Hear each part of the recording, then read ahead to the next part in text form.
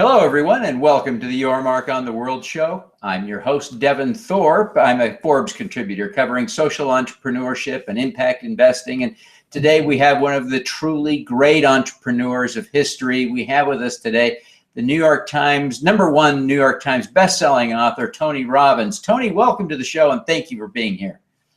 Thanks for having me on, Devin. Well, we're thrilled. Tony, what brought you to my attention as a guest for the show is your work in really crusading for feeding America. Tell us a little bit about hunger in America. Well, it's pretty crazy. We're the richest country in the world. You have 49 million people, and about 17 million of those are children who wake up each day not knowing where their next meal is going to come from. And to me, it's not a statistic because I grew up from one of those families.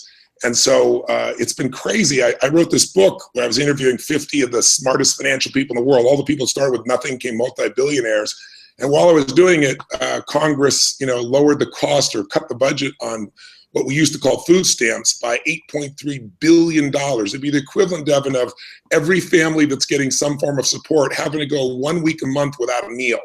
And so the hope is that the nonprofits would take over, and most of them are already stretched. So I've been my family was fed when I was 11 years old by a stranger, and I never forgot about it. It was more than the food. It was the idea that strangers care, and it shaped my entire life. So if strangers cared for my family, I started caring for them, and I promised to myself that someday I'd do the same for others. So when I was 17, I fed 2 families, and next year 4, 8, eventually got to 100,000, then to 1 million. So for the last 8 years, I've been feeding 2 million people through my foundation each year, and 2 million that I match.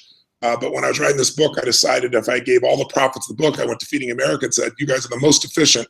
How many people can you feed? And they said 10 million. And then I got more inspired. So I finally set 100 million number for this year alone, 100 million meals. And we fed, I've provided 60 million, and my matching funds, we've gotten it to 91 million so far. So we're closing in on 100 million people this year. But I'm also looking to make it sustainable. We're getting sustainable support. So it looks like we'll have 30 million a year after that out of this first effort alone. Oh, that's really incredible progress. I want to just, if you'll indulge us just a little bit, I want you to tell us about that Thanksgiving when you were 11 years old. Yeah, it was. My parents were arguing and saying things that once you say them, unfortunately, you could never take them back. And screaming, yelling, and I'm the oldest of 3, and there's a knock on the door. And I went to the door, and this tall man was there. I'll never forget. And he's big smile on his face, and he had 2 bags of groceries. And down on the ground beside him was a pot with an uncooked turkey. And he said, "Is your father here?" And I said, "Just one moment, And I went to go get my dad, who was yelling at my mom yelling at him. And I said, "Dad, you got to answer the door." And he goes, "You answer it." I said, "It's for you." And I was just waiting, just couldn't wait to see his face, thinking he'd be so excited. And he got angry. He looked at the man and said, "We don't accept charity." And he went to slam the door on the man, and the man put his foot right where the door was, so it kind of bounced against it, bounced off. And he said, "Sir, I'm just the delivery guy. Somebody knows that you're having a tough time. Lots of families have tough times. They want you to have a beautiful Thanksgiving." And our puppy in the background, sorry about that. And so anyway, my dad still said, "We don't take charity." And the man this time put his arm or his shoulder against the door too. And he said, "Sir, please." And he looked over at me, and he was rather direct. He said, "Don't let your family suffer because of your ego." And I thought my dad was going to punch him.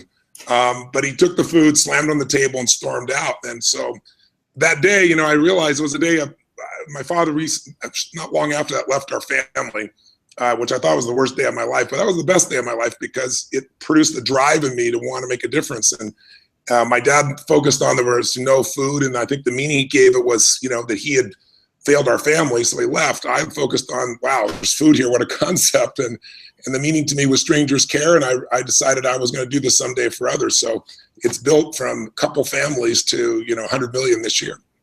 Now, you said when you were 17, you shared some meals with some folks. Tell us about that experience, because most 17-year-old people just aren't there. What was that experience like? How did you do it?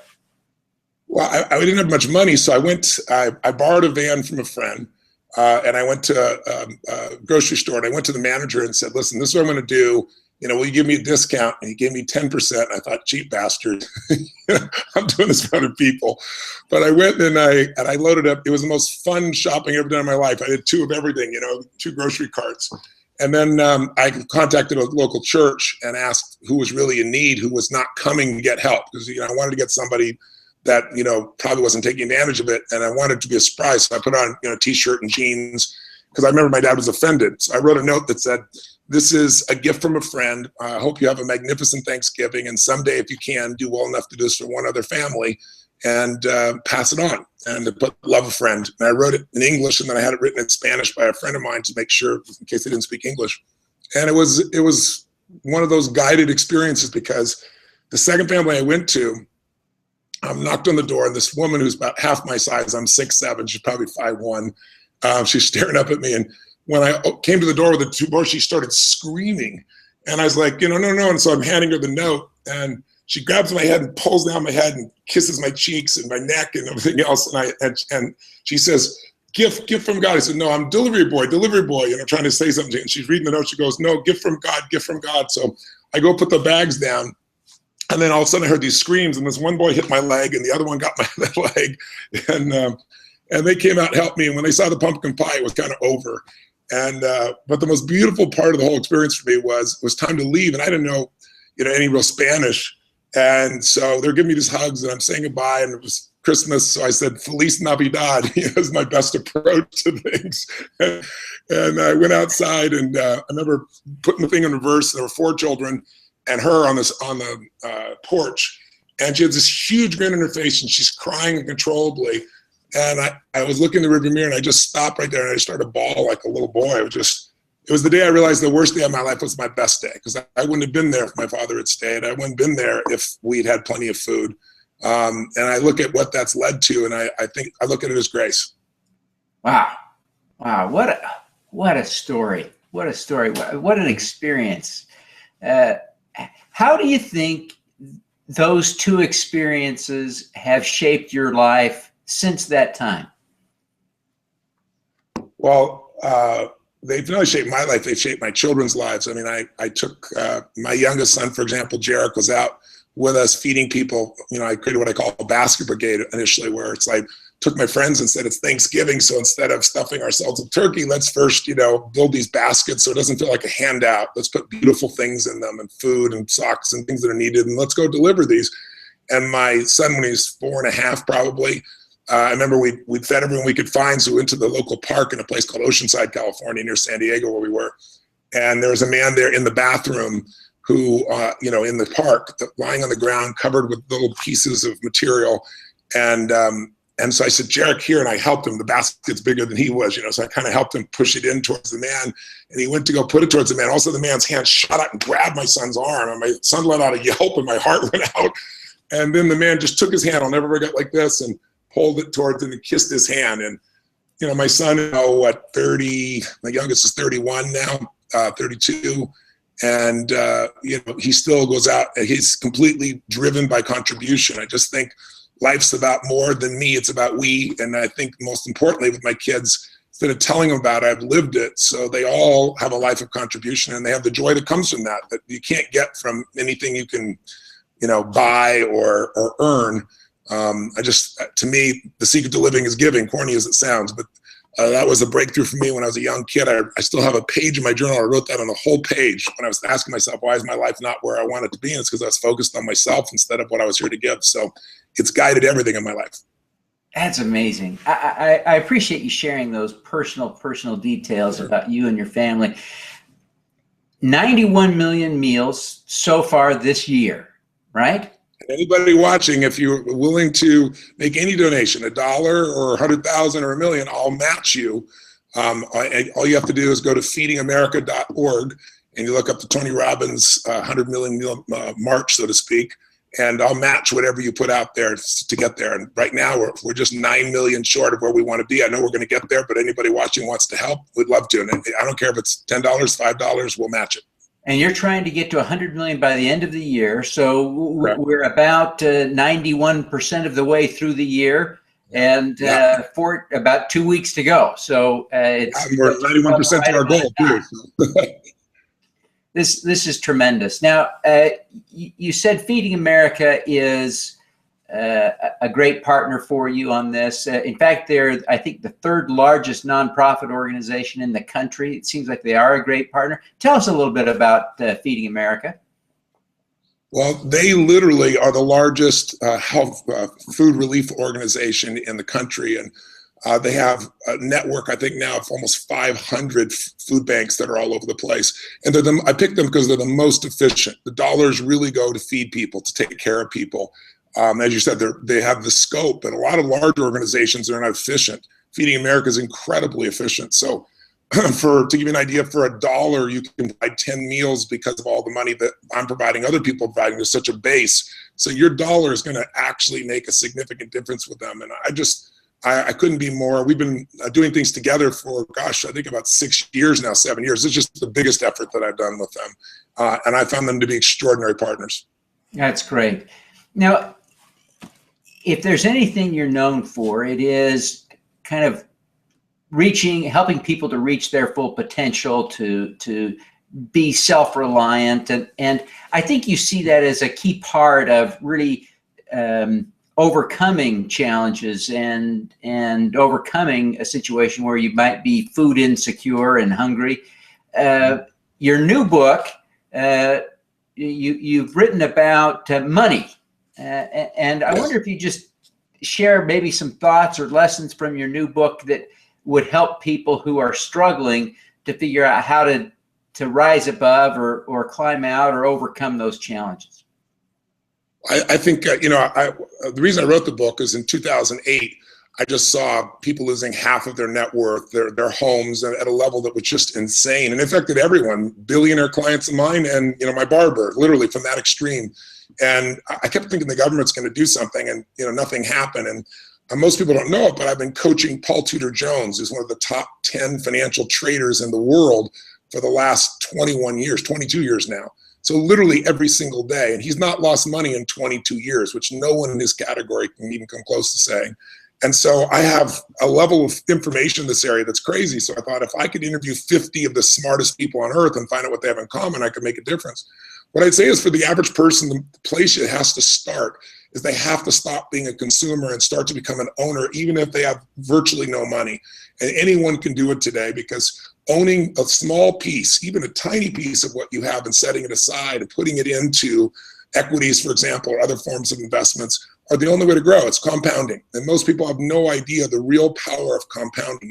You read all the time about these people, come and, a great sports star, and they make, $20 million in a year. But if you really study the people, you'll find the vast majority of those sports stars 10, 20 years later are broke. I mean, it's insane. I don't care who you're talking about, great actors, actresses. And it's really, frankly, because the amount of money you earn doesn't matter. And thinking you have to have a lot of money to invest, you just have to become an owner instead of a consumer. And so once you do that, once you start to tap into compounding, it's mind-boggling what it can become. I mean, if you save 1 week, one day out of the week, and you didn't go out for a meal like most people do today, an expensive even meal, and had a pizza instead, and put that little $40 aside, $40 a week over the course of years, just under $2,000, growing it at 8% over 35 years, 40 years, you got $500 million. So $500,000, I should say. So the money is available to us. We really do have to start compounding. But I also show that most people don't know where to put that money, and where they put it is just a disaster. And most people, if they're lucky, they put it in a 401k, so they get tax advantaged, investing. But the problem is, in the 401k space, I actually started a company to disrupt the space because it made me so angry. I interviewed Jack Bogle, who started Vanguard, and I interviewed David Swenson, who took Yale from 1 billion to 24 billion during his career. The most brilliant people in the world. They all said, Tony, most people have their money in a home if they're lucky enough to have one, in a 401k. And he said the abuse there is insane. I'll give you a quick example. A 1% in fees compounded over time will cost you 10 years of income out of your retirement. The average mutual fund today that is in, because of the way 401ks work, they pay to be on the platform. Nobody knows how to pick, but all the people you've got a chance to pick have paid to be there.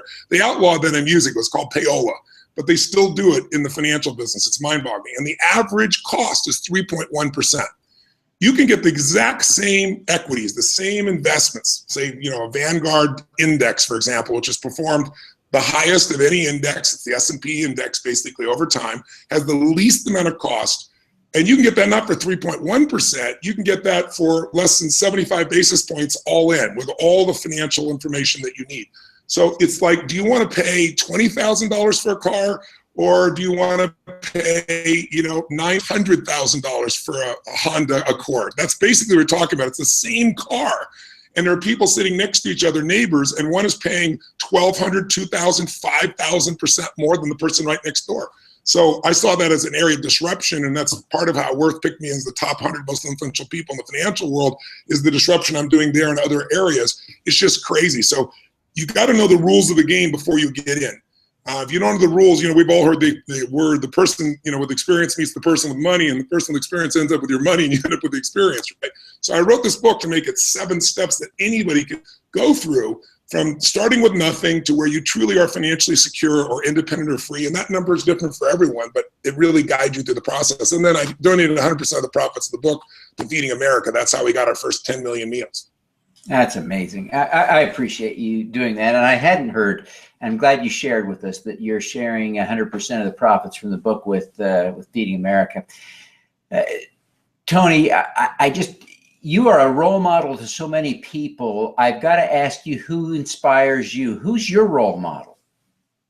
Gosh, I have so many. I'm very fortunate that I really believe in mentoring, and I have some great, great dear friends. So Peter Guber, who owns the San Francisco, the Golden Gate Warriors NBA team, the LA Dodgers. He's, extraordinary man in the movie business, 52 Academy Award nominations, one of my dearest friends. Steve Wynn, who built Las Vegas. But I'd say Mark Benioff is, if you want one, a real role model for me. And we're dear, dear friends. I've been on the journey with him of building Salesforce.com since day one. He went to my seminar in 1999 and came out and said, "You've inspired me. I'm going to leave Oracle. I'm going to start this company called Salesforce.com." He said, "Tony, we're going to change the business world. We're going to do $100 million in business. I guarantee you."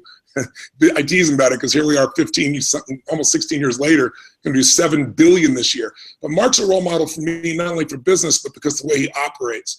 He was very touched by the contribution orientation that I had. And early in his business, he came up with this formula of 1-1-1, which is donating 1% of the profits, 1% of the stock, and 1% of his employees' time. It's since been modeled by Google and so many other people. And the millions and millions of people that he's touched and the stance that he's taken. I mean, he changed an industry by his vision of saying, I want to do the end of software. Software as a service. I want to make it easier, more efficient. Everybody thought he was crazy, but he took that vision and made it real. But he's also he's one of the 25 most effective philanthropists, according to Barron's, in the world. And it's because he thinks about how to make his investments work. How do I take an investment in philanthropy, and I think of it as investment. I want it to have a long-term impact.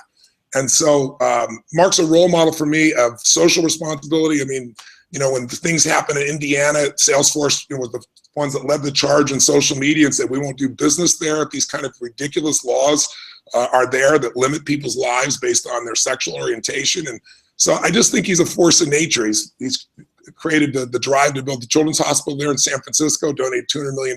So I'm a philanthropist. Mark's an extraordinary philanthropist. We're both people that love to rip open the status quo and build something that really matters. And he's done it on a scale that's just extraordinary. He's the back end for everybody from Apple to Facebook to GE. So I'm a huge fan. He calls me his coach, but frankly, he's my coach. He's my role model. We pitch and catch, which is really fun. That's great. Now, Tony, one last question before you go. I know we're limited on time.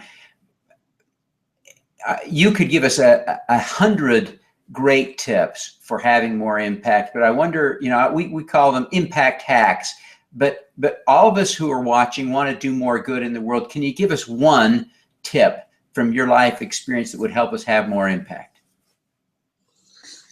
Gosh, there's so many things. One rule of thumb I had, even when I had no money, was that whatever money I had, I was going to get a multiplied effect when I was going to contribute it. And I was going to use my time and my energy, but also my money so I could reach beyond my time and energy. So one of the rules I have is I always take my money and I figure a way to get it doubled. So like when I went to Feeding America, I said, okay, I'm going to do this. I'm going to feed 50 million people, but you got to partner with me so we can feed 100 million, or I don't start this project.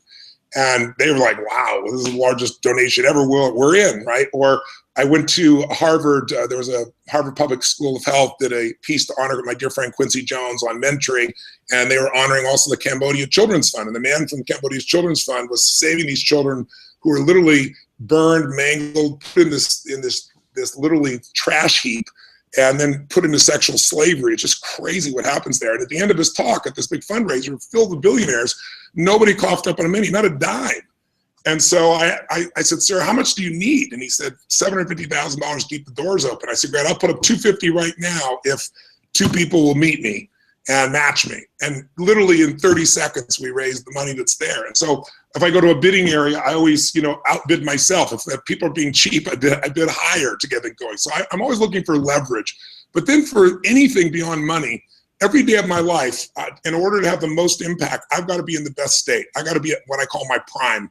And so I know that most people's decision making is not made based on their ability. It's based on the state they're in. And so most of us day to day have gotten kind of wired for stress or wired for frustration or worry or concern or upset. And I decided I wanted to have a highway to happiness, not a dirt road to happiness. And because I believe, you look at what happened in Paris, what happened in San Bernardino, people say to me, how could a feeling human being kill men, women, and children randomly like that? And I said, I can't answer that, but I can tell you it wasn't a happy person. A happy person isn't trying to bomb somebody. A happy person isn't trying to figure out how to hurt another human being. And so I think it's our responsibility to train ourselves to be in a place where we're in beautiful states, not just happy, but we're passionate, we're caring, we're playful, we're grateful, we're alive. And so I go through a process that anyone can go through called priming, which I say to myself, look, I have to have 10 minutes for myself. If I don't have 10 minutes for myself, there's no life. And I go outside, I do this radical change in my breathing to change my state. And then I do 3 minutes of just pure gratitude on 3 things in my life. And I pick one really simple, so I don't need something huge to be grateful. Because when you're grateful, you can't be angry. When you're grateful, you can't be worried. You can't experience both simultaneously. And so I wire that into my body. Then I do a 3-minute kind of prayer and blessing for my family and my friends and clients and everyone. And then I do 3 minutes of what are my 3 to 5 to thrive? What are my 3 to 5 things that I really want to achieve most? I see it as done, I feel as done. And I'll often go 20 minutes, quite frankly, but there's no excuse not to do 10 minutes. And so I do it every day. So I don't hope if I'm going to show up in a great state.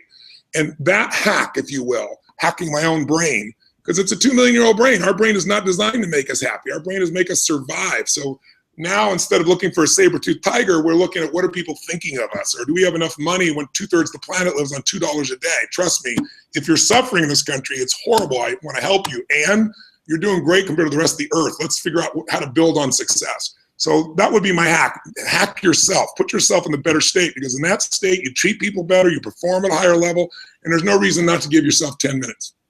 Fantastic. Tony, where on earth can people find your book? Everywhere. Any bookstore, Amazon, you name it, it's everywhere. But thanks for asking. All righty. So the new book is Money, Master the Game, right? Yes. Fantastic. Tony, thanks for being with us today. We appreciate your thanks great for what you do. I insights, love your you great work for feeding the hungry. Thank you. I want to just acknowledge you. I see what a spotlight you put on social entrepreneurs and people that are trying to do something for society, and we need more of that. But the kind of news that's normally out there, it's designed to startle, and you're putting out some news there that's designed to inspire. So congratulations to you, Devin. Thank you. Well, thank you very much, Tony. You have a great day. We wish you every success in the great work you're doing. Thank you. God bless. All righty. Let's do some good.